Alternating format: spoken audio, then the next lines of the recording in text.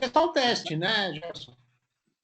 É um teste, mas eu tô gravando. Se ficar boa, a gente bota na mala direta no domingo. Ah, não vai dar, não. Não, porque eu nem fiz a sobrancelha, pô. Não vai dar. Carregando a aula, Bruno. Pô, tem 57 slides, velho.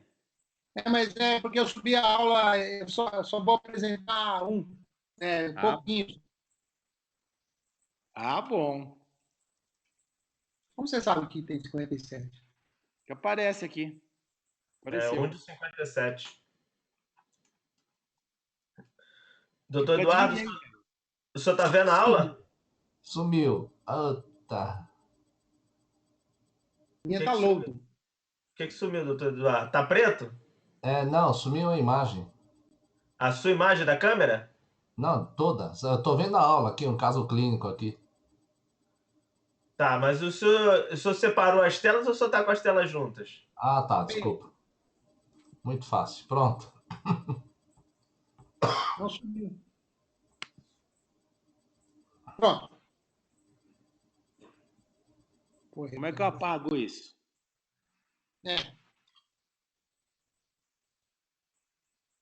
Lixeirinha. Delete. Viu aí? Tá. Vi. Beleza. Ok. Pode começar. Bom, pessoal, boa noite. Meu nome é Erivelto Volpi. Para quem não me conhece, eu vou apresentar um caso clínico aqui para vocês, um caso bastante interessante, que vai dar margem para algumas questões importantes relacionadas hoje ao tratamento dos nódulos de tireoide. Esse é um caso bastante comum da nossa vivência diária.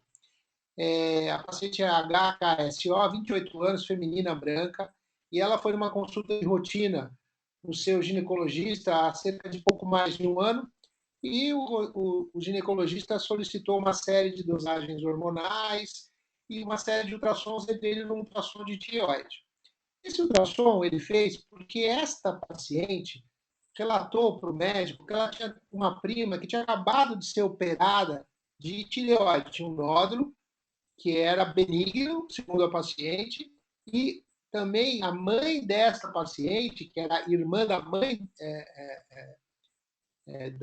dessa prima dela, tinha também uma cirurgia de tireoide há cerca de 20 anos atrás. Como é que a gente faz para passar o próximo slide? Hein, Gerson? Entendi.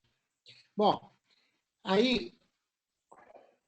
Quando passa o mouse em cima, aparecem as setinhas, ok? Ok. Aí foram feitas as dosagens hormonais. A paciente apresentava um T4 livre de 0,9, o TSH de 1,6, níveis normais, e os anticorpos eram negativos. Essa paciente, no ultrassom, foi descoberto um nódulo de 1,2 centímetros do lado esquerdo da tireoide, um nódulo isecogênico, halo fino, com vascularização central e periférica. Era uma classificação de chamas 4, pelo laudo do ultrassom. O restante do parênquima era sem alterações. O doutor Eduardo quer comentar alguma coisa a respeito desse ultrassom? Só uma coisa. Gerson, como é que eu faço para tirar essa faixa aqui embaixo, que eu estou vendo só metade do slide? Qual faixa, doutor Eduardo? Me ajuda. O conteúdo da reunião, adicionar arquivos, parar de compartilhar. Clica no sinalzinho de mais. Oh, finalmente. Eduardo quer comentar alguma coisa a respeito do ultrassom? Isso aqui é lobo esquerdo. Quer? Ué, cadê a imagem? Aqui. Eu acho que é um nó. Ei, caceta. Isso não pode falar também. Não pode, né? Isso também não fica bem. Posso dar uma sugestão? Ô, Gerson, tá ficando muito embolado a hora que o Erivelto apresenta. É porque ele está falando rápido ou não? Essa é a orientação que eu ia dar. Assim, o embolado tem a ver com a velocidade da conexão de internet dele, tá? Então, os slides, é interessante que os slides sejam leves.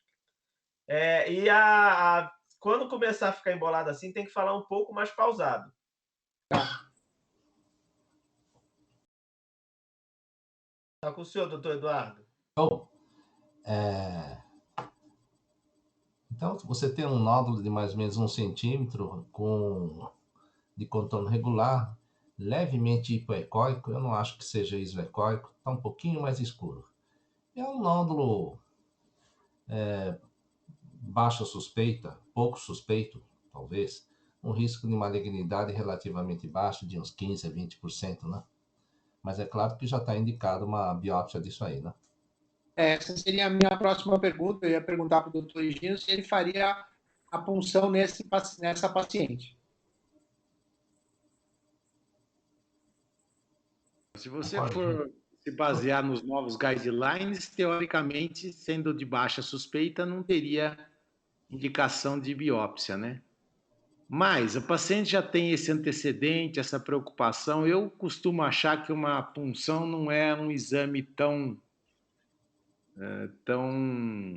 maléfico assim, a partir de 1 centímetro já para você indicar. Eu indicaria sim, apesar de estar fora dos guidelines, né?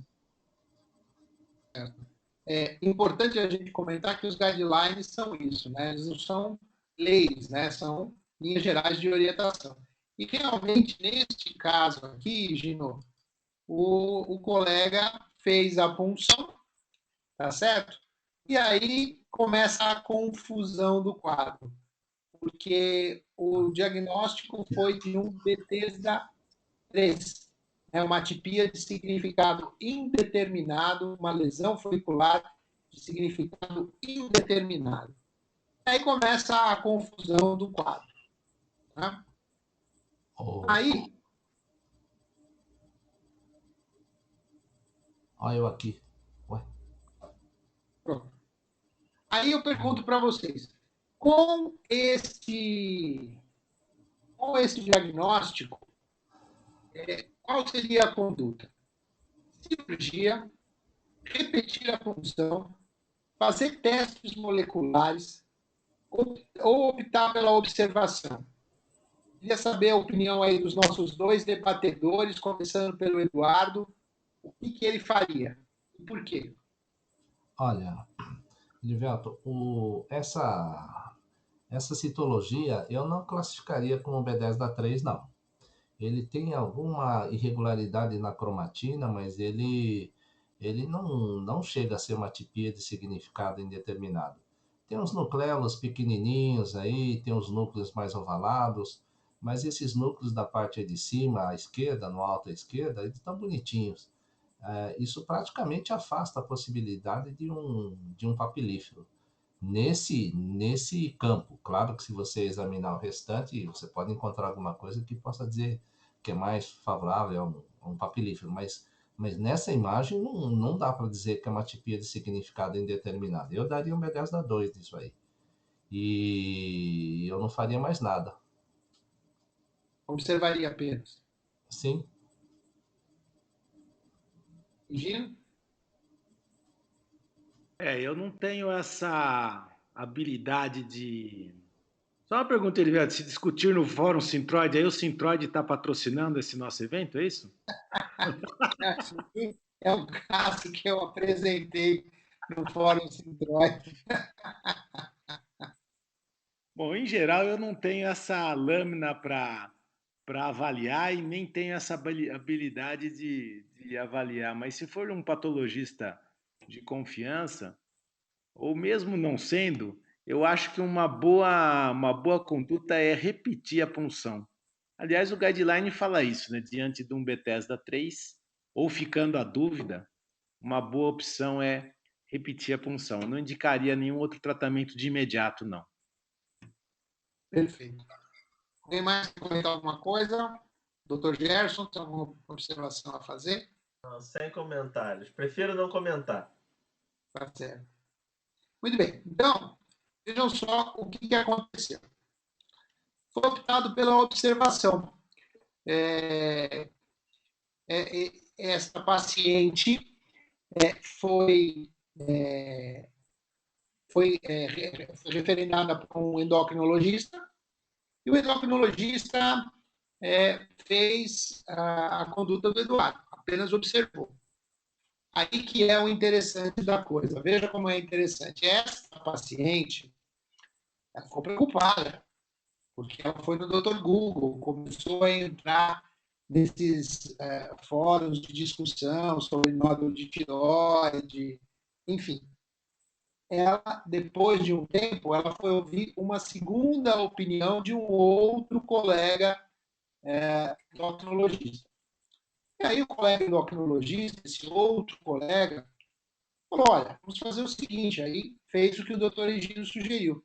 Vamos fazer o seguinte, vamos repetir a punção. Então, após 7 meses da primeira punção, ela fez uma nova punção.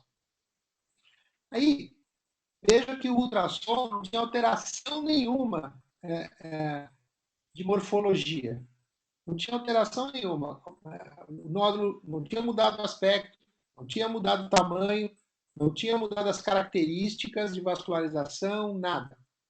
No entanto, a punção veio como um Bethesda 4, suspeito de neoplasia folicular. Eu ia perguntar para o Eduardo, e isso é uma coisa interessante que a gente observa, porque os guidelines, por exemplo, da Associação Europeia de Tireoide, praticamente consideram o Bethesda 3 e Bethesda 4 um grupo único de doenças. E aqui o que me pareceu, Eduardo, é que como foram feitas essas duas funções em 2 serviços diferentes, por patologistas diferentes, me dá a impressão que, na realidade, não houve mudança no quadro, mas sim houve uma diferença na interpretação do achado citológico.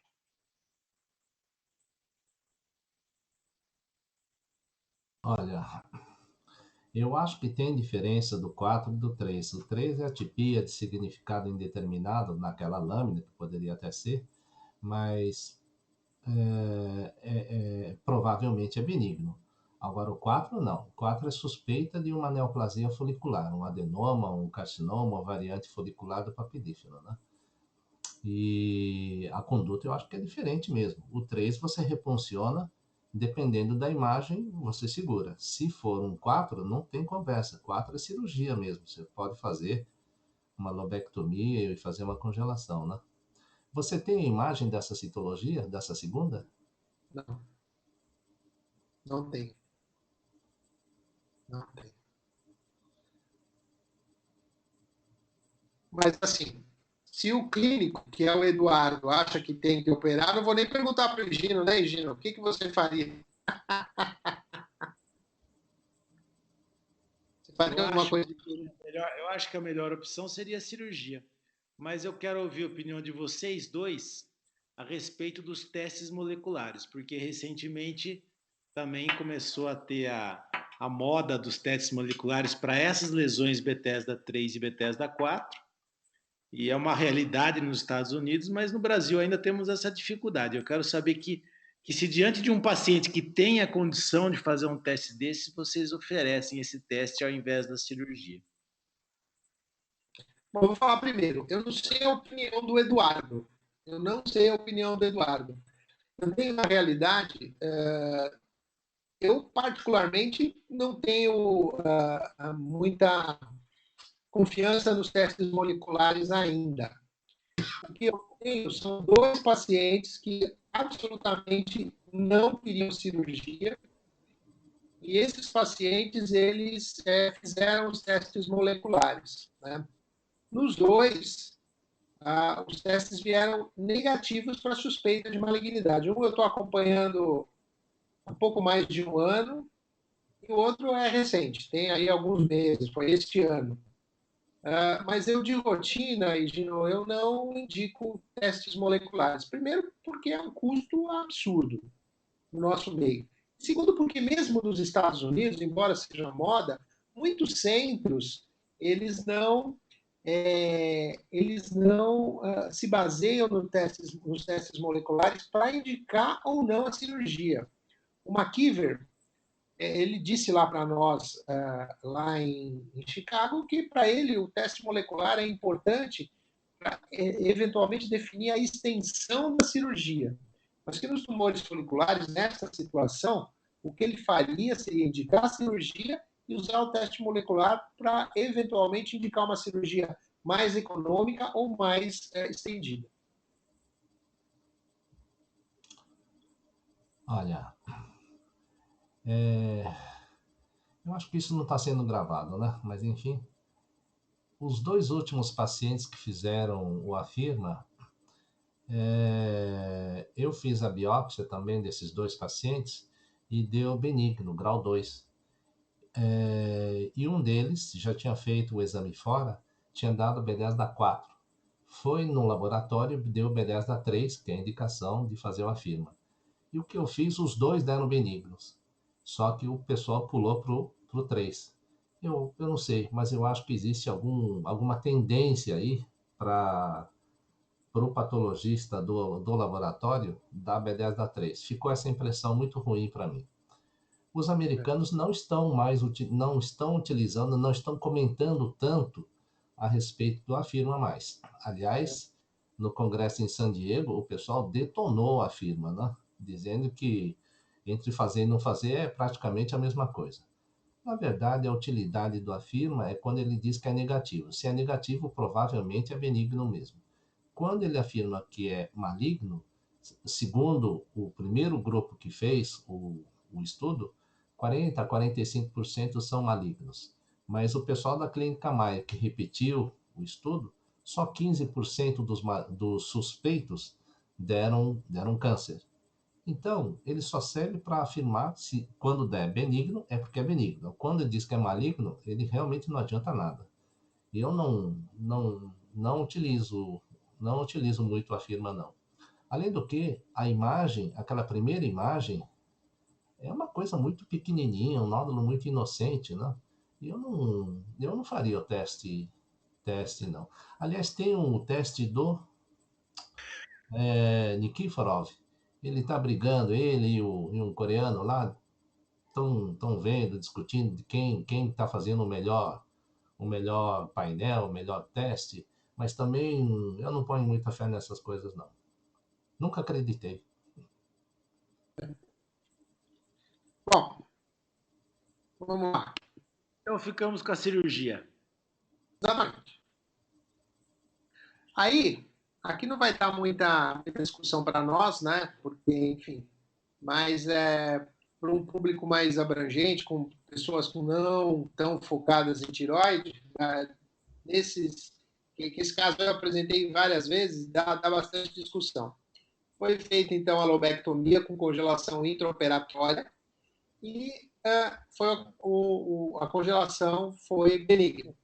No anátomo patológico, mostrou um bócio adenomatoso com foco de 1 milímetro de carcinoma papilífero. Não vou perguntar a conduta de vocês, mas tenho certeza que a conduta seria que o problema está resolvido. Algum de vocês dois faria alguma coisa diferente nesse caso? Só quero comentar que o doutor Eduardo acertou o diagnóstico de primeira, né? Porque, na verdade, ele era benigno mesmo. E realmente o foco de 1 milímetro de carcinoma papilífero é irrelevante, foi um achado. Então, acho que não merece mais nenhum tratamento esse paciente, a não ser um acompanhamento, né? Gino, vou te contar outra coisa. Quantos só acompanhariam isso aí? É a minoria. A grande maioria dos endocrinologistas encaminhariam para um serviço de medicina nuclear e daria uma dose de 100. Isso eu tenho certeza. E olha, até cirurgiões, até conhecidos de vocês. Total, né? Mas não fez nem tireoidectomia total, né, Eduardo? Não, mas ele terminaria, ele faria uma totalização disso aí e depois daria o iodo ainda. Certeza. A grande maioria, não todos. Muitos indicaram, quando eu apresentei esse caso, mas muitos indicaram reoperar. Muitos. Mas na sua opinião, Eduardo, não, né? Não, claro que não. Então a gente concorda. Mas você tem razão, a maioria indicaria. Indica. Não, a maioria indicaria iodo também. Iodo também. Muito provavelmente. E aí entra uma grande saia justa, às vezes você opera esse paciente, fala para ele que ele está curado, ele vai no endocrinologista, o endocrinologista não concorda, manda voltar em você, ou em outro que seja, Aí cria uma saia justa, né? Cria uma bela de uma saia justa. Deixa eu ver se tem mais alguma coisa. Então, aí a gente conseguiu, não teve muita dificuldade, porque é um endocrinologista que eu converso bastante, então foi optado pela observação, 4 meses de evolução, um TSH. Essa paciente agora está com um pouco mais de 4 meses, está com 6, 7 meses agora, um TSH de 2,7 com 30 dias de operado, 3,2 com 90 dias de operado, ultrassonografia de tireoide parênquima residual sem alterações. Alguém daria hormônio para ela? Guarda isso daí? Tá 100, né? Tá sem. Não, tá bom. O T4 livre também tá bom, tá? Normal, 0909. E Gino, daria hormônio para ela? Não. Muito bem. Acabou. Maravilha. Era isso que eu tinha para falar.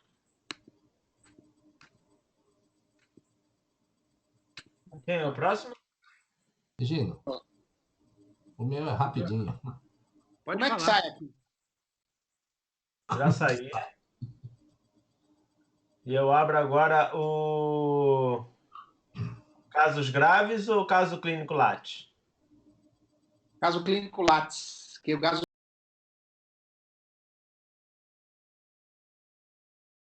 dos Graves aí é do Eduardo. Ah, é Graves, não é Graves? Lattes Connection. Ah, sou eu, então. Já tem até logotipo, hein? Na verdade, eu fiz questão de colocar a data de hoje aí para vocês relembrarem de hoje. E esse risquinho aqui, o que significa isso? A bandeira da Alemanha, 1º de julho, 1/7. 1/7/2015.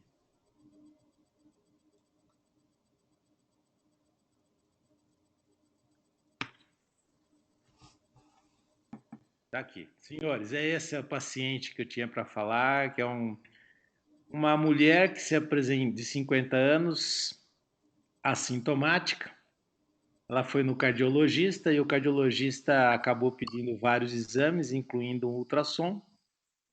E o ultrassom detectou esse nódulo aqui, né? Um nódulo de 7,6 milímetros no maior diâmetro, hipoecóico. E tem umas microcalcificações aqui, não tem, Eduardo? O que você acha? Um nódulo altamente, muito, muito suspeito de um papilífero, viu? Ele tem um contorno irregular, tem hipoecóico, e ele está muito próximo da cápsula e próximo do istmo. Esses nódulos pequenos próximos do istmo, eu desconfio de quase todos, viu? Esses nódulos hipoecóicos, né? Ele é muito suspeito. É obrigatório uma punção aqui, mesmo sendo pequenininho. Então, essa é a minha pergunta. Aqui tem mais alguns exames interessantes desse nódulo. Apesar de pequeno, ele foi melhor estudado. Aqui mais uma imagem no modo B. Aqui é só como curiosidade uma imagem de elastografia, em que mostra o padrão vermelho aqui, mostra que ele é mais duro, ele é menos elástico que o restante da tireoide, né? O padrão vermelho aqui é o mais duro. Então, também, além do aspecto no modo B, o aspecto da elastografia também é bastante suspeito. Então, apesar do tamanho, vocês indicariam a punção? O Eduardo já falou que sim, você também é? Então, ele tem essa microclassificação. Eu não consigo enxergar todas essas características que o Eduardo fala, mas eu indicaria a punção, mesmo sendo um nódulo pequeno, pela presença de microclassificações. É a localização dele, Elivelto, que me incomoda, sabe? Então. Ele tá pegando a cápsula. Exatamente. Tem até uma suspeita de invasão de cápsula aqui, né? Concorda? Eu acho que tem. Muito suspeito.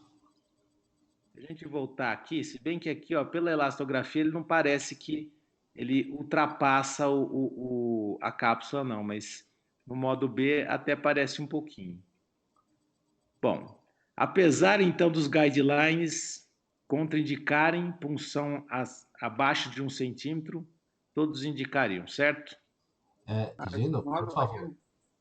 Não é bem assim, não. Se você lê o texto do guideline americano, ele faz comentários a respeito, né? Se, por exemplo, ele tiver com uma suspeita de extensão extratireoidiana, se tiver um gânglio enorme desse lado aí, muito suspeito, em algumas condições, não importa o tamanho dele, né?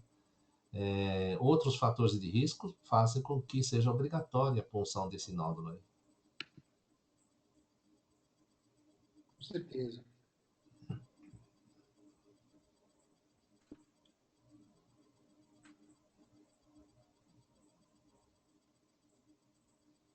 A punção veio Bethesda 6. Muito bem. Então era mesmo um carcinoma papilífero. Compatível com carcinoma papilífero. E há um microcarcinoma.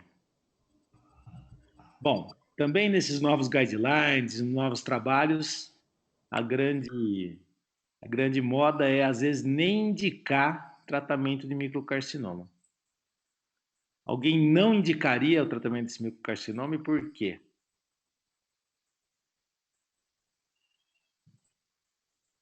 Eduardo. Agora você vai parar? Não tem como, não é? Você vai ter que operar isso aí, caramba, que isso? Senão não deveria ter feito a punção. Mas olha, pela localização dele, eu acho obrigatório a cirurgia, viu? Tá, pela localização. Se fosse um microcarcinoma menos periférico, você talvez não indicasse? Ou você sempre indica diante do diagnóstico? Não, eu não indico não.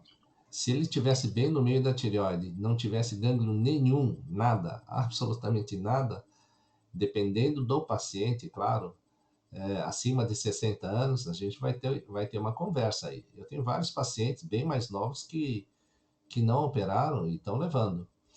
Mas nessa situação, não. Aqui, nessa localização, eu acho obrigatório. Mas se tivesse no meio, eu acho discutível, pelo menos. Eu orientaria, falar, é melhor fazer. Se o paciente falar, mas eu não estou com vontade, então tudo bem, a gente acompanha. E se crescer, tiver alguma alteração, a gente encaminha para a cirurgia. Erivelto, você lógico indicaria a cirurgia que eu já sei. O fato dele ser periférico, próximo à cápsula, muda a sua conduta? Que tipo de cirurgia você faria nesse paciente? Essa paciente não tem anticorpo negativo, mas do parênquima é normal, é isso? Isso. Eu acho que essa paciente pode se beneficiar de uma lobectomia. Eu não acho que essa paciente precisa de uma tireoidectomia total, não. Tumor pequeno, uma paciente de 50 anos, eu acho que pode ser pensado para ela uma lobectomia. Deixa eu apimentar então nossa discussão. Essa questão que o Eduardo levantou bem, de uma possível invasão de cápsula tireoidiana.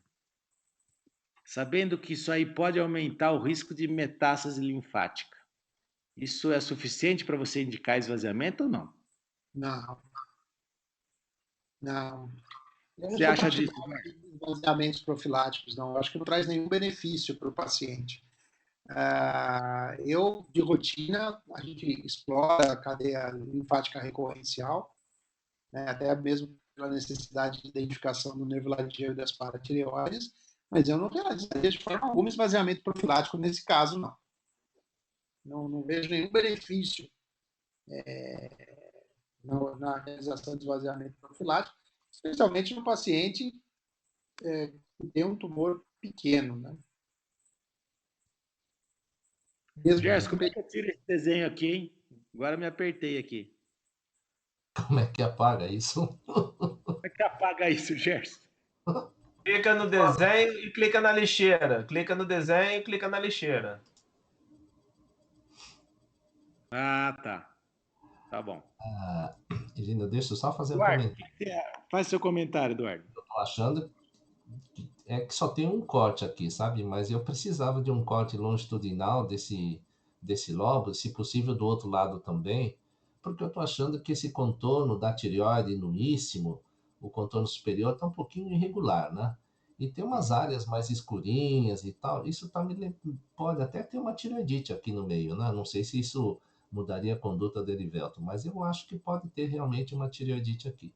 Claro que essa paciente não tem gânglio suspeito nenhum, não é isso? Pelo ultrassom, não. Ah, tá bom. Bom, embora essa paciente possa ser bem tratada com uma lobectomia, na verdade eu temo que às vezes, tendo o diagnóstico prévio do carcinoma, é até um pouco difícil você convencer o paciente de que a tireoidectomia total não seja melhor, né? Então nós realmente fizemos uma tireoidectomia total nessa paciente. Não fizemos esvaziamento e não havia invasão de cápsula aqui, viu, Eduardo? Apesar Não. dessa sugestão aqui. Então, o diagnóstico foi carcinoma papilífero mesmo, mas sem invasão de cápsula. Ótimo. Melhor para ela. E aí? Radiodo ou não? Acho que não, né? Eu acho que não tem indicação nenhuma de radiodo aqui. Erivelto? O que a gente costuma fazer é esperar uns 3, 4 meses, e eu nunca discuto iodo antes desse período. Depois de 3, 4 meses, se a TG estiver indetectável, fim de conversa. Aí que eu não faço mais nada mesmo. E quando você não faz o iodo ablativo, você indica ainda a PCI ou você não, nem indica a PCI, uma pesquisa de Nesse corpo caso, inteiro? Nesse caso, e caso que você não vai indicar o iodo ablativo. não faço, de jeito Não faz. nenhum. Você Se acompanha a só com TG, tiroglobulina. mas se a TG está negativa, e se no ultrassom você não tem mais nada, você vai pesquisar o quê? Se a TG deu indetectável, é claro que a PCI é um método que eu realmente não utilizo, quase que não utilizo, é de uma sensibilidade assim muito, muito pobre. Se a TG está indetectável, é claro que você não vai encontrar nada aqui, né? E essa TG é indetectável estimulada ou TG normal? Não estimulada. Aliás, eu também não uso o TSH recombinante. Se a TG está indetectável pelo método evidente ultrassensível, sensibilidade funcional 0,01, aí tudo bem. Se deu indetectável, acabou, um abraço. Givelto, você quer comentar? Eu fiquei sem sono e não escutei o que o Eduardo falou. Ele está perguntando se precisa fazer a PCI. Nesse caso, eu acho que não, claro que não. E depois de 3 meses, se a tiroglobulina estiver indetectável pelo método supersensível, ultrassensível, não vejo razão para fazer PCI, muito menos tratamento com iodo radioativo. Eu seguiria esse paciente e nem faria estímulo, TSH recombinante. Eu simplesmente seguiria com a TG indetectável e o ultrassom. Se não der nada, não faço absolutamente nada. Um controle uma vez por ano e olha lá. Muito bem, senhor. Concorda?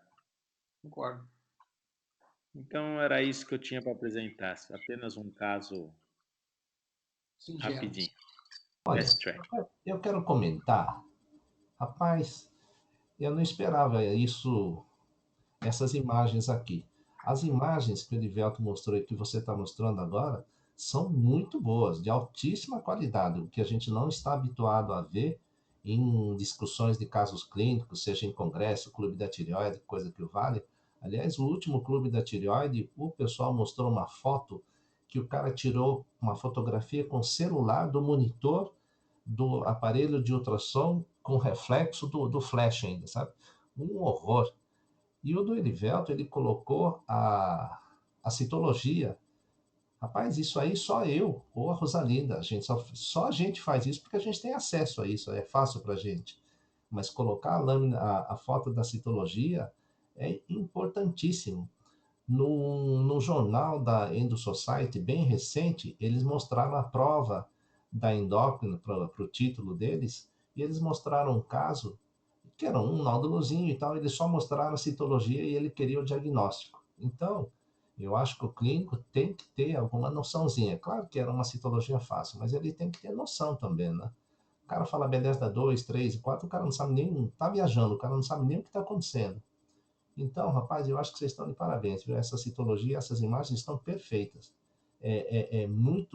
Tá muito nítida essa imagem. A da elastografia também está muito legal. Bom, Pô, Eduardo. Obrigado, hein? O que eu obrigado. faço? Encerro a aula. Passa para o Eduardo agora. Esse é Mas, rapidinho. Eduardo, você sabe que eu tenho uma dificuldade. Eu Eduardo não tenho caso de doenças de graves? Graves. Doenças graves. Doenças graves. E não deixa de ser grave. Uma doença muito grave.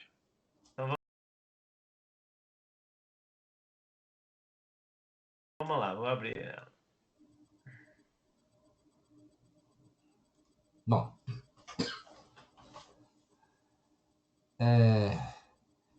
essa paciente veio há pouco tempo no consultório, 50 anos, feminina, vem de Manaus, e ela estava em tratamento de doença de Graves, de hipertiroidismo há 12 anos. Estava tomando metimazol, 10 miligramas por dia, melhorava com a medicação e quando ela interrompia, piorava tudo e ficava com hipertiroidismo. E ficou nesse lenga-lenga há 12 anos. Em maio, então ela estava com o TSH tomando metimazol 10, o TSH suprimido, o T4 livre de 1, anticorpo anti-TPO negativo e o TRAB também negativo. Putz.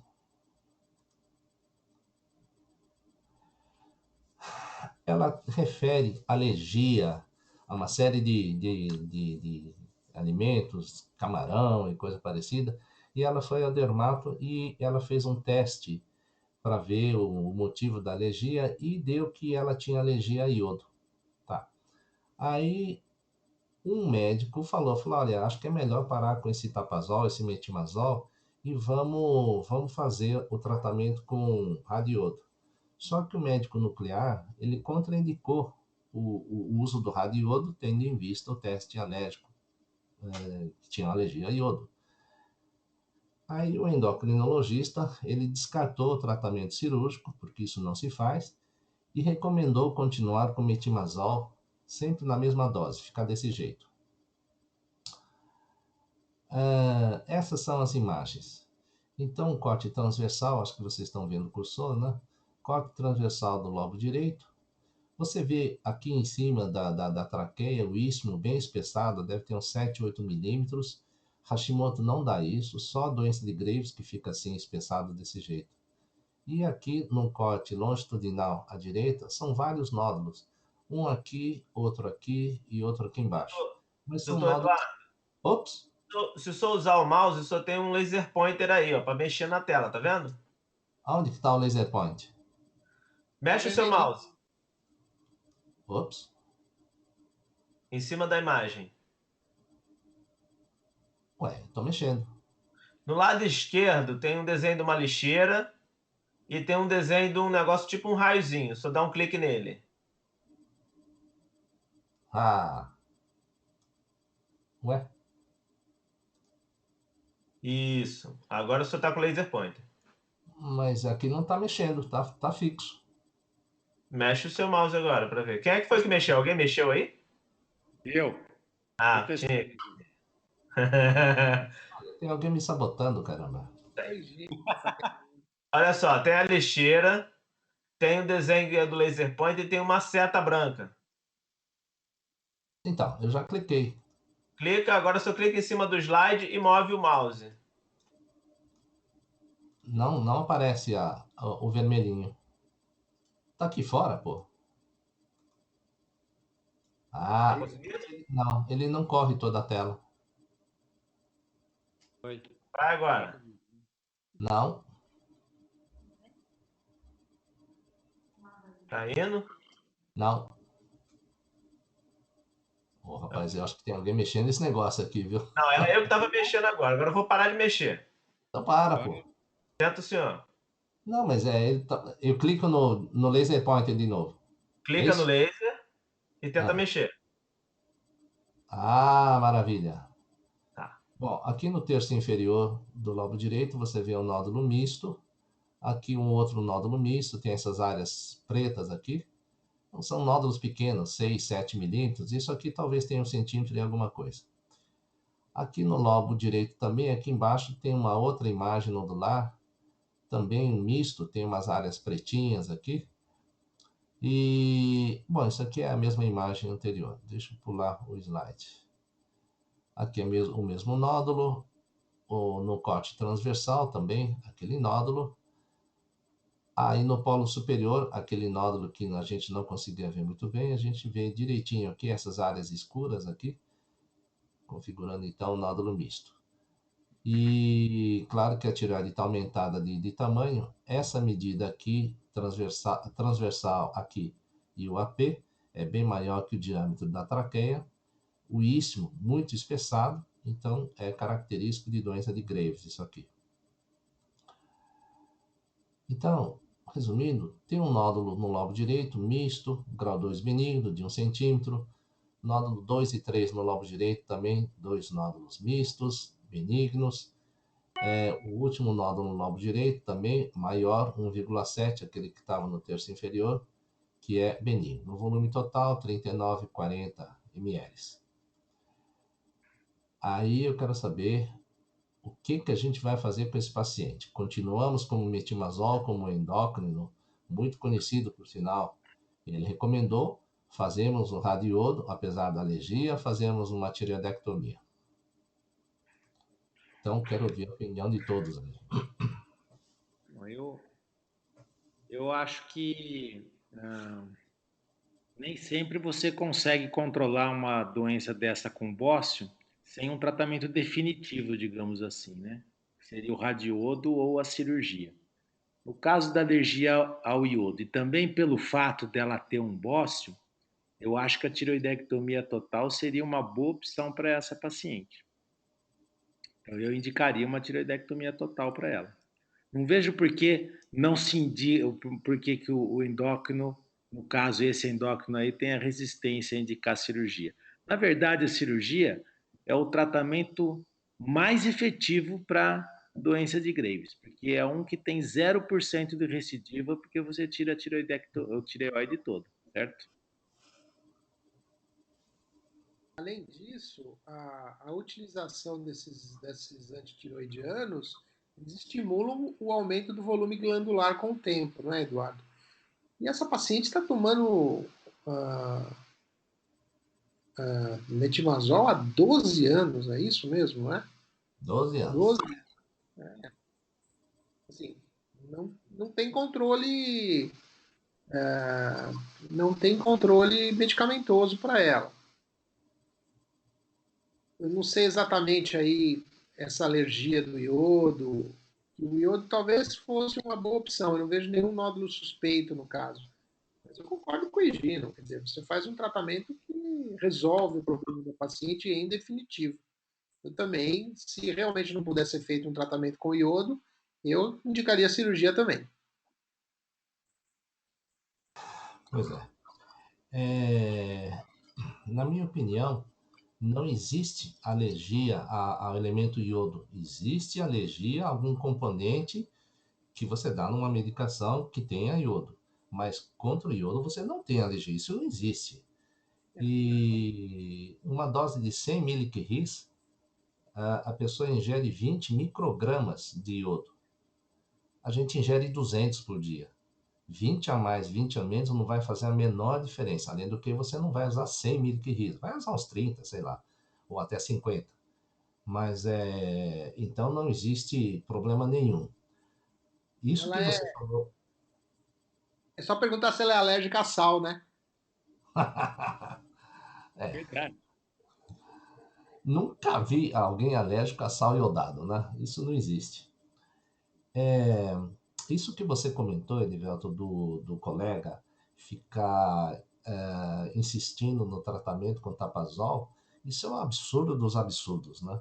Você, na minha opinião, passou 6 meses, eu já desisto.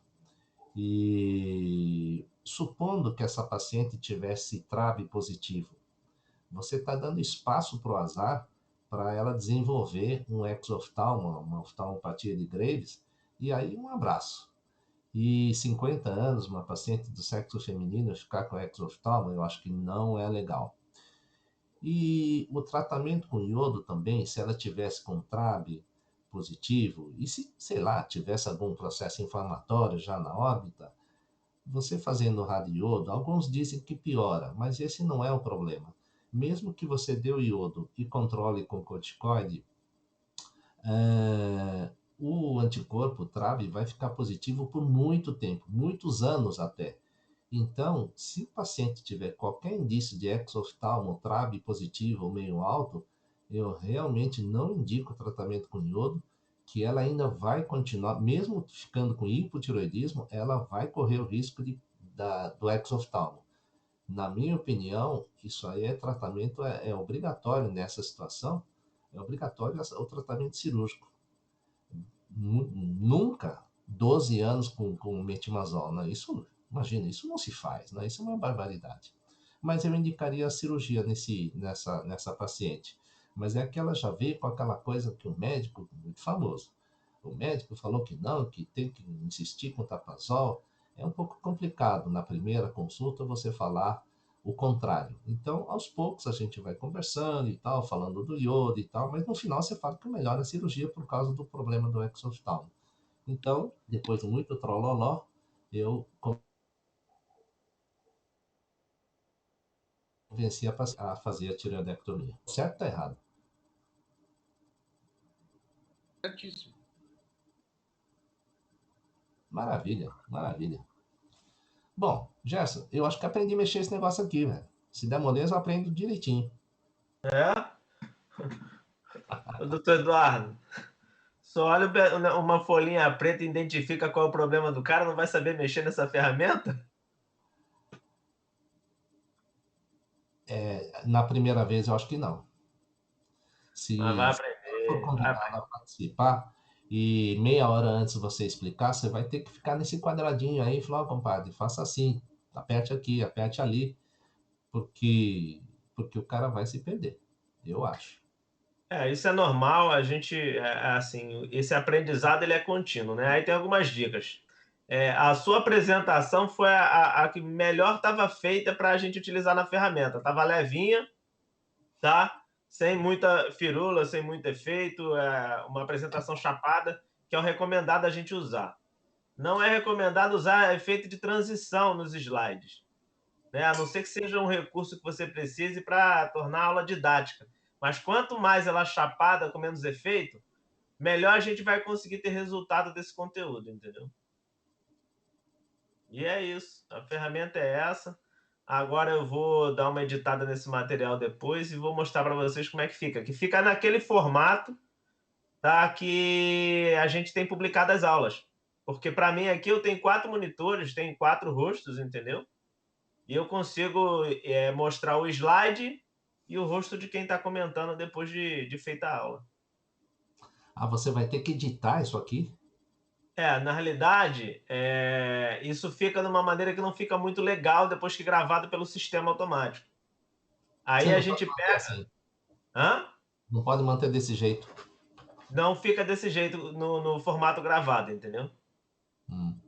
Eu aqui, para mim, eu tenho 2 telas e eu estou gravando a imagem de vocês e o áudio e estou gravando o slide. E aí depois eu junto os dois e monto uma aula com o slide do lado e quem está falando por vez, isso organizado, montando uma aula linear toda organizadinha, entendeu? Aí é só distribuir para os associados da Lattes e já foi. E, na realidade, isso aqui é um boneco do que a gente vai fazer, né? Porque isso aqui tá.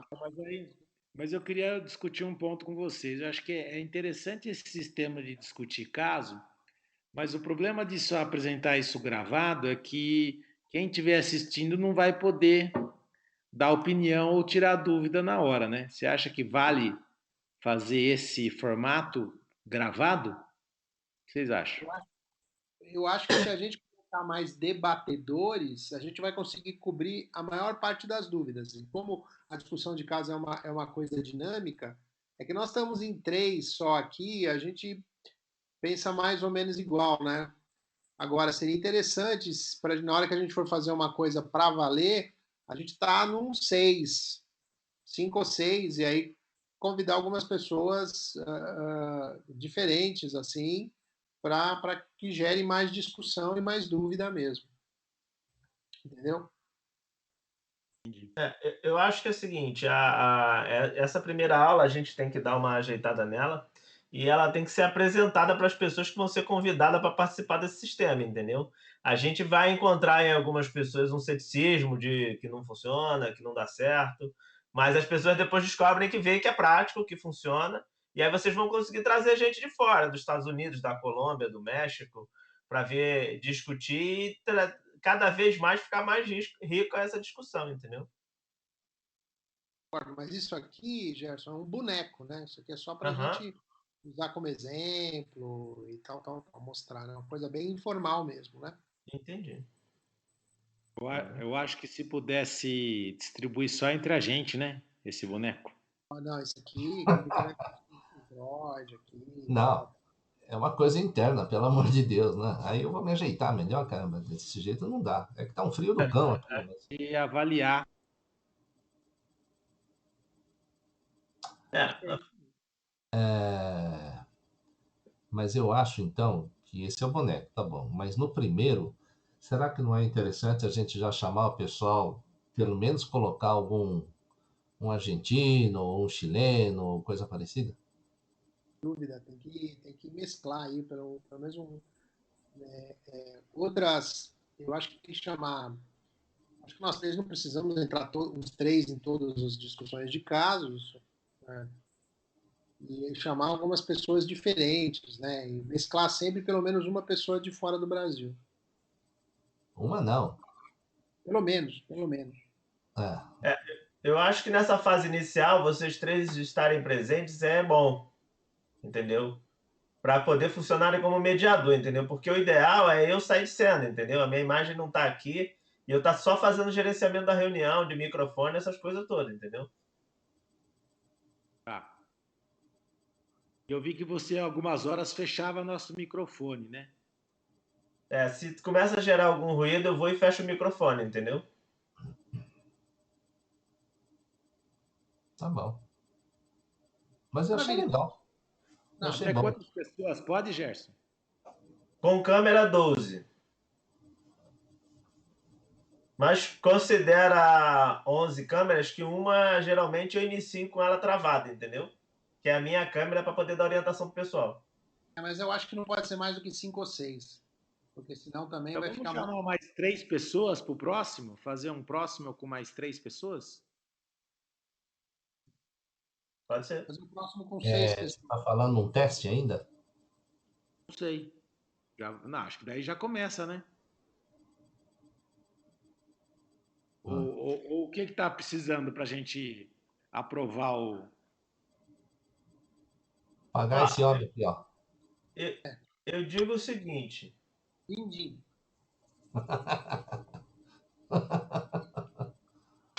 essa parte muito me agrada. Doleta, doleta. Não, mas não é caro. R$ 1.000 por ano. Eu achei barato.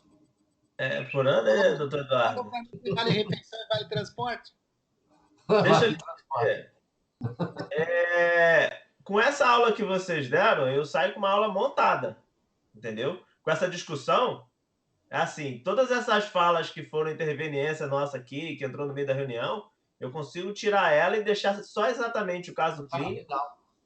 o que foi exatamente o que aconteceu, entendeu? Tá. Então nós vamos fazer o seguinte, Gerson. Eu quero que você monte essa aula aqui para a gente distribuir isso internamente. A gente vai distribuir isso depois para a diretoria da Lattes internamente. E eu quero que você faça um plano de custo aí. Eu estou falando agora como tesoureiro. Você vai distribuir primeiro isso aí para mim, para o Higino e para o Eduardo. E aí você manda para a gente também o custo disso. Quantas aulas, manda seu plano aí para a gente ver se é viável, se é factível. Você não recebeu, Erivelto? Já mandou, Erivelto. Hã? Ele já mandou. Já mandou o custo disso? Você já está pagando, velho. Tesoureiro nunca recebe conta a pagar. Você já está pagando, velho. Você está achando que é o quê? E, Gino, eu acho que é melhor aquele primeiro plano de mil reais ou R$ 1.500. Não, acho que era R$ 1.000 por mês, não é? O que acontece? Assim, eu não sei qual o volume de conteúdo que vocês vão gerar, tá? Mas, assim, a minha experiência é que esse negócio vai aumentando. Então, eu preciso ter uma estrutura organizada, que é esse equipamento que eu estou usando, mais o outro que está fazendo a gravação, tá preparado para sempre que vocês precisarem utilizar, entendeu? Hoje eu tenho um set montado lá dentro da Ball, mas a Ball fecha às 5 horas da tarde e lá usa direto. Então, assim, eu preciso montar uma outra estrutura que vai ser uma estrutura que vai ficar separada para a Lattes poder fazer as reuniões dela. E aí, sempre que tiver reunião, a gente aciona a estrutura, liga ela, grava e no dia seguinte manda para edição para preparar o conteúdo. É uma vez por mês, eu acho, né? Acho que, não é? Mas a gente não está pensando em fazer reunião presencial, né, Gerson? Diferente da Ball. Não é presencial. Esse conteúdo que a gente gera é conteúdo pela web, entendeu? Por essa ferramenta, é assim, a semana que vem a gente vai gravar a aula do Dr. Sadi, ele vai fazer a aula lá de Porto Alegre, a gente vai editar para colocar no site. A gente tem um estúdio lá para gravar, mas ele vai gravar a aula dele pela internet, entendeu? Tá certo. Então você não precisa de estrutura para fazer nossas... Não, precisa da estrutura que é os equipamentos que eu uso para gravar. Porque a gente está usando a ferramenta aí, né? Sim. Só que aqui eu tenho mais um monte de coisa que eu estou utilizando, porque eu estou gravando as imagens dos rostos, estou gravando os slides, e depois eu vou juntar isso tudo para gerar uma aula no formato padrão que a gente coloca, entendeu? Jéssica, mas provavelmente vai ser uma vez por mês. Uns 40 minutos, sei lá, 45 minutos, como você sugeriu. E enfim, não vamos fazer muito mais aí, porque ninguém tem tempo para ficar fazendo isso também, né? Mas eu acho que uma vez por mês, eu acho que tá de bom tamanho, não tá? Eu acho que uma vez por mês está excelente. Então, tá combinado. Eu acho que tem que ser discussão de casa. Essa coisa de aula, eu acho que não vai rolar, eu acho que não vai funcionar. Eu acho que tem que testar a A gente discussão de casa. pode botar um tema, tipo hipertiroidismo, e aí pegar duas ou três pessoas para apresentar casos de hipertiroidismo, depois câncer, depois, sei lá. Você sabe que eu não gosto dessas coisas do cara preparar alguma coisa. O ideal como a gente fez aqui agora. A gente está no consultório, veio alguém, você não vai ficar perguntando para ninguém, talvez para o Google, mas você vai ter que resolver na hora, né? Vai ter que parar para pensar. E isso é interessante, porque aí a pessoa que está assistindo, ele vai sentir essa sua ansiedade, e fala, putz, e agora, o que que eu faço? Agora, se vem uma pessoa que já conhece o caso e ele fica despejando conhecimento, isso aborrece, sabe? Para mim é cansativo esse tipo de coisa.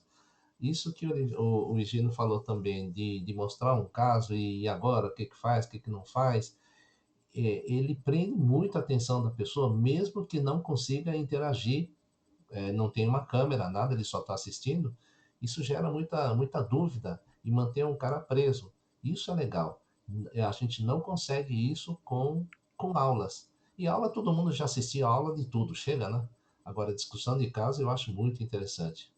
E, claro, a pessoa pode ir discutindo também em cada caso, depende de quem você for convidar, né? Mas depende da pessoa. Mas eu acho que é muito interessante. Eu acho que tem tudo para funcionar desse jeito aqui, viu? E os casos foram muito interessantes, eu achei. Mas assim, não seria o ideal a gente botar um tema para os casos, por exemplo? Botar um. Como Não, o você Erivelto vai falou. anunciar, não vai? Oi? Ó, discussão de casos clínicos. Você vai dizer o que é, não Depois, é? a próxima reunião vai ser sobre câncer de tireoide, ou a próxima sobre hipertireoidismo, a próxima sobre. E você pode convidar alguém mais da área, né? Para discutir algum caso, né? Sim, E tem eu que acho. E tem que orientar a pessoa. Não sei quem que vai apresentar. Acho que cada um vai apresentar, né? Algum caso. Mas repito, isso que eu falei na apresentação de vocês. É importantíssimo ter imagens muito boas, como o Gerson falou também. Imagem de tomografia, de ressonância, de ultrassom, de citologia, se possível. Isso ajuda muito. Eu acho muito legal. Porque normalmente a gente não vê isso, né? E isso enriquece bastante, eu acho. A gente pode colocar isso como um padrão aqui, começar a pedir para as pessoas fazerem isso. A gente talvez começar a fazer os primeiros casos, já põe como um padrão. Olha, tem que ter imagem boa, tem que ter imagem de citologia se for ter, imagem de anatopatológico se for ter. Anatopatológico, perfeito. Eu acho que podemos colocar isso como um padrão. Você acha interessante a gente apresentar alguns casos no começo ou cada um vai e apresenta? Será que não é bom mostrar para eles como é que é um caso, como a gente deve apresentar um caso? Senão o indivíduo vai fazer uma apresentação meio estranha aí, você não vai gostar. Sem, sei lá, algum exame, TSH, nada, sem unidades, não tem imagem nenhuma, aí fica meio complicado, né? Talvez seja interessante no primeiro e segundo a gente mesmo fazer e depois o pessoal vai pegando, né? Eu acho que só um comentário meu. Eu acho que essa primeira aí que vocês vão fazer, eu acho que vocês deveriam separar o caso, cada um com um caso aí. Vocês já entenderam como funciona a ferramenta, vão preparar o material e esses 3 convidados, eles vão entrar para dar opinião, não para apresentar caso nesse primeiro momento. Nós 3 apresentamos e 5 comentam, é isso? Pode ser. 45 minutos tem que ser 15 minutos cada um para apresentar o caso e ter discussão. Acho que tá bom, tá? Eu acho que tá ótimo. 15 minutos para apresentar e discutir. Aqui foi até mais rápido que isso, né? Como é que foi aqui? Quanto tempo demoramos? É que teve muito trololó aqui, né? Desde a época do Trololó tem 1h36. Não, mas se a gente se resumir só a apresentação, é muito menos. Deu esses 45 mais ou menos aí que vocês falaram, entendeu?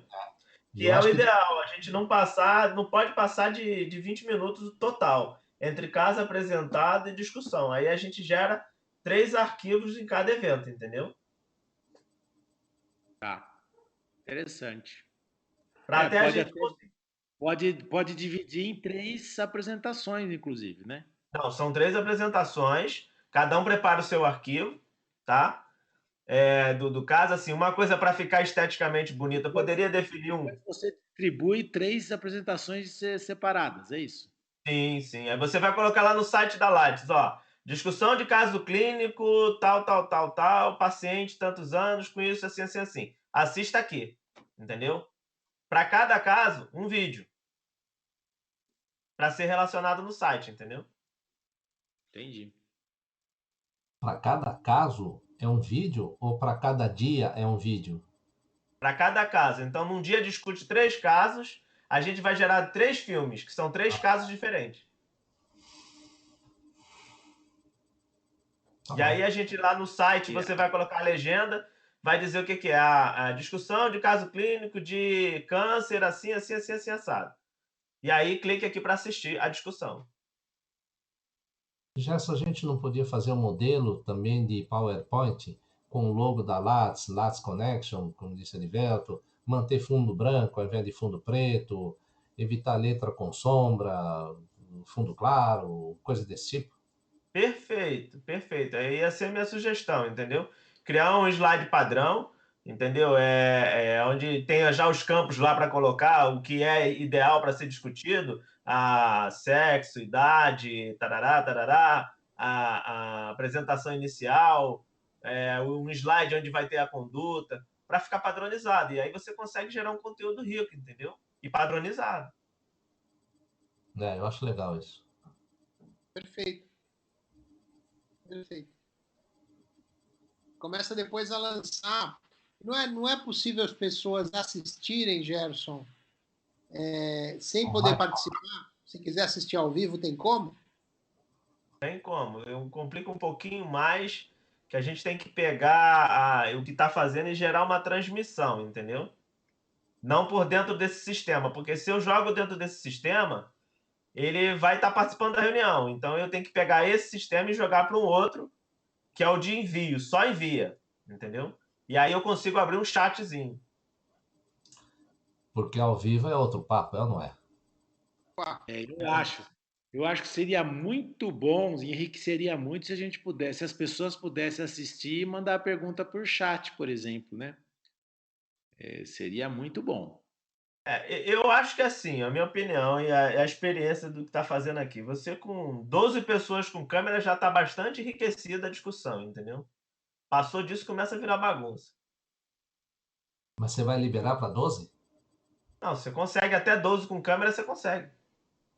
Não, mas o chat, não, mas eu acho o seguinte, 12 pessoas, quem está apresentando o caso vai moderar.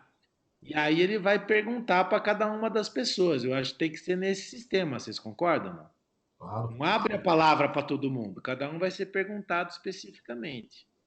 O que acontece? Esse sistema que a gente está usando, tá? A gente, depois de 12, o pessoal consegue continuar entrando. Eu fiz uma no outro dia, tinha 27 pessoas conectadas, entendeu? E assim, se alguém desliga a sua câmera, tá? Se você quiser na reunião falar com alguém que você sabe que tá e quer ver a câmera, é só pedir para alguém desligar a câmera e pedir para essa pessoa ligar que a câmera dela entra, entendeu? Você, Entendi. você Agora, pode intercambiar as pessoas, entendeu? entendi. Mas se puder ter as perguntas por chat, mesmo que a pessoa não entre com câmera, eu acho que é interessante, porque a pessoa está participando e o moderador pode selecionar qual que ele vai fazer a pergunta ou não. Dentro Não dessa sei. ferramenta consegue utilizar o chat. O problema é que, assim, eu não vi ainda quem consegue dar aula e ler o chat. Geralmente o chat fica lá e aí eu tenho que dar uma sinalizada e pedir, falar assim, ó, só um minutinho, ó, tem uma informação ali no chat. Porque a pessoa se concentra no áudio e vídeo e aí não escreve nada, entendeu? Não lê o que está escrito, aliás. Vamos começar simples, vai?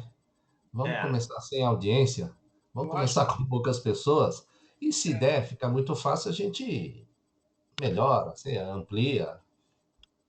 Eu acho que 6 pessoas já está de bom tamanho. Depois põe lá no site. Quem quiser participar depois, se inscreva e está tudo certo.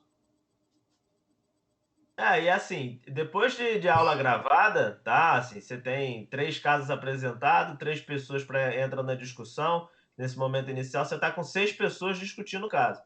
Isso publicado no site, você pode ter uma ferramenta de comentários lá, entendeu? No site escrito. Ele que mande um WhatsApp ou um e-mail também depois. Coloca e-mail debaixo de cada rostinho aqui, pronto. Combinado. Maravilha. Eu achei ótimo, eu achei ótimo. foi bom para você? Foi ótimo. Vem cá. E agora?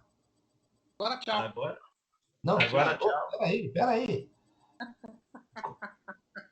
Qual o próximo passo? O que vai acontecer agora? Agora o Gerson vai mandar o bonequinho para Ele nós. vai Ele vai. mandar. Ah, pra gente ver.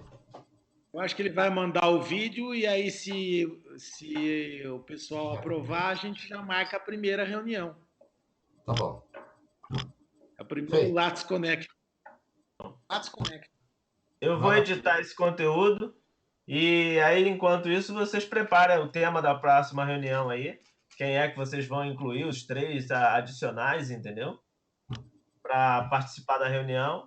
E a data que essas pessoas vão ter disponibilidade para que a gente faça contato, instale a ferramenta na máquina deles, faça uma pequena reunião com eles para eles se familiarizarem um pouco com a ferramenta, entendeu? E aí, agendado, a gente bota a fila para andar. Tá bom. Combinado? Combinadíssimo. Maravilha. Então tá. Para esse final de semana, a gente precisa do texto para a nova mala direta. Quem que é agora? Que texto. Agora deixa eu ver para você. Opa, estou digitando no lugar errado. É uma senhorinha. Tava de Sim. azul, se não me engano. Ah, é a Marília Maroni. É, eu não sei se é ela. Eu não sei o nome. Ela que tava de azul. Senhorinha de É, azul. ela teve que se destacar um pouquinho do púlpito, que o púlpito tava cobrindo ela. Ela mesmo, Marília Maroni. É, eu acho que. Você tá rindo, né? Olha só, no programa era Marco Aurélio, mas o Marco Aurélio não palestrou, né? Não, no lugar do Marco Aurélio foi uma discussão de caso clínico. Aí fui eu que falei. Então é você. Mas eu falei e Não, mas, teve um. não, mas assim, do que eu estava planejado aqui, as discussões serem depois de todas as aulas, entendeu? Então pula. Tem a aula do Fernando Dias Que também virou discussão. e tem uma aula de Erivelto Volpe. Outra, você já foi. Já foi, você pulou a fila, botou Erivelto na Ah, frente. é, porque não tinha outra, tá certo. Tem uma outra aula do Elton. Já foi. Não, já Não, foi do não, Elton. tem duas. Ele Ah, deu tem duas outra? aulas. Não, mas à tarde só é outra. Não, ele deu 11 horas a outra aula. Ó, Eu tô no programa, pô. onde você tá com esse programa aí? cep2015.com.br. Espera aí, já vou abrir já. O Elton falou sobre o uso seletivo de radiodoterapia. E o Elton falou sobre operar ou observar microcarcinoma. Então, ó, já foi o Tommy Mori, já foi a Chama, já foi o Paulo Carneiro, depois foi o Elton Ramos, aí o Marco Aurélio por enquanto pula, aí o Fernando Dias por enquanto pula, já foi o Erivelto. É verdade, o próximo é o Elton Ramos de novo. E daí vem a Marília Maroni. Uhum. Então eu vou botar a do Elton de novo esse final de semana, entendeu? Uma aula do lado da outra. É, mas se você quer variar, põe a Marília Maroni, senão o povo vai achar que é a mesma aula indo de novo, né? Exatamente. Eu também acho. Tá, Inverte aí. Tá Deixa, bom no deixa o próximo. Elton para depois. Deixa o Elton para depois da Marília. Acho tá melhor. bom, tá bom. Combinado. O seletivo. Não, Gino, isso já está no site da Lattes? está sendo colocado. Só que ainda não chamaram atenção para o negócio, né? Tá difícil de entrar lá. Mas eu conversei com eles e eles disseram que estão resolvendo isso. Ah, tá. Você mandou aquele e-mail falando que todo mundo pode se inscrever, aquela coisa toda? Não, porque o negócio está arrumando lá, não tá? Não, mas você não ia mandar um e-mail? O e-mail depende do site.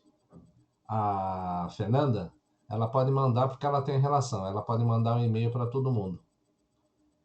Aí outra coisa, o deadline da inscrição com valor mais baixo, ele foi prorrogado até o dia 8. Você tá que nem. Oi?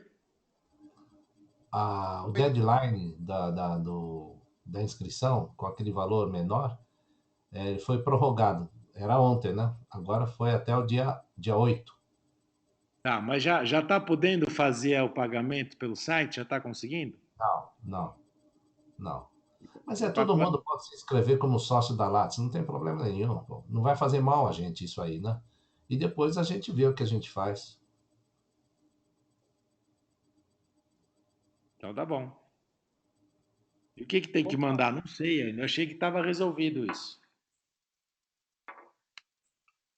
Não, era interessante mandar um e-mail para aquelas pessoas que acham que tem que pagar a anuidade e se não pagar não pode fazer a inscrição do ITC com desconto.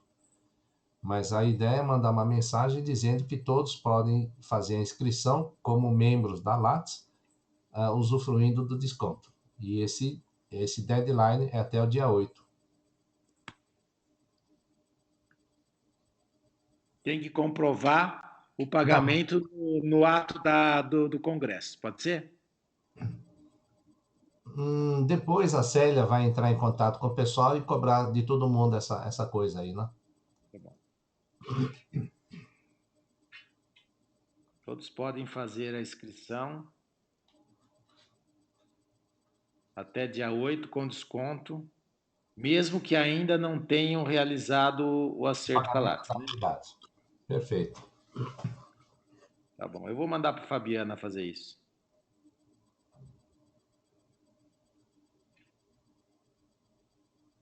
Fechado.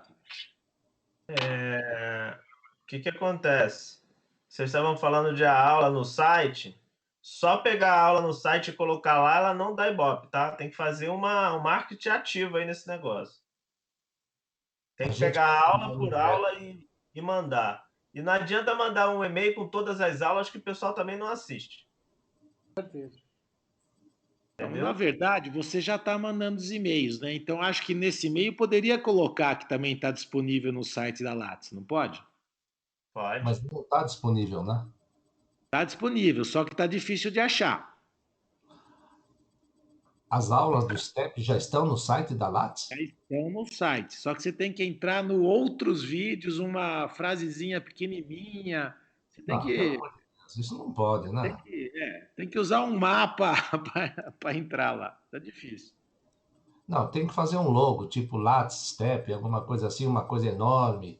Aí o cara vai lá e clica e entra, né? Assista o vídeo, sei lá. Mas assim discreto não dá, né? Não, já pedi, mas até agora eles não resolveram isso, não.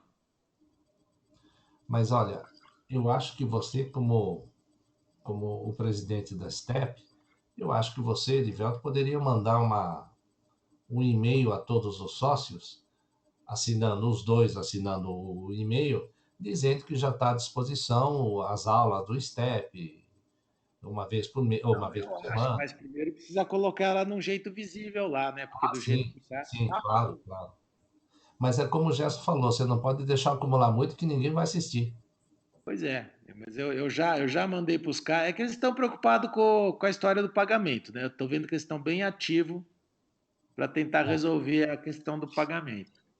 Então, pelo jeito, eles não deram muita bola ainda para essa questão do vídeo. Mas já pedi, eles que estão vendo para colocar um logo lá na frente, um banner, para aparecer, para ficar evidente aí que tem vídeo. E aí a gente manda um e-mail quando acertar isso. Ah, tá bom. Tá bom. Não adianta colocar na parte de vídeos, isso não funciona. Tem que colocar na página principal alguma coisa Lattes, STEP, aula.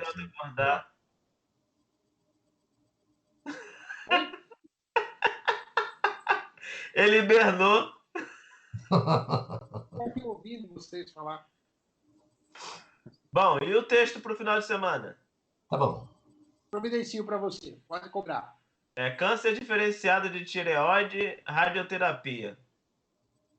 Foi a aula que ela deu. Na realidade, quem tem que escrever isso aí é ela, né? Senão vai fazer que nem a Cris Chamas lá. Mas tudo bem. Converso com ela. Quem escreveu do Elton foi ele? Não, foi do Elton eu peguei o início da fala dele e emendamos com outro que tinha para poder conseguir disparar.